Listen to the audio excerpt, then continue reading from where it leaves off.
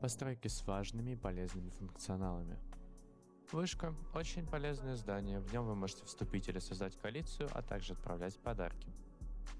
Портал – с помощью него вы можете перемещаться между разными локациями, а также перемещать своих фармексов. Межмировой портал – с помощью него вы можете попасть к другому человеку в мир, а также участвовать в турнирах. Мастерская – здесь вы можете создавать стулья и столы с помощью плотника.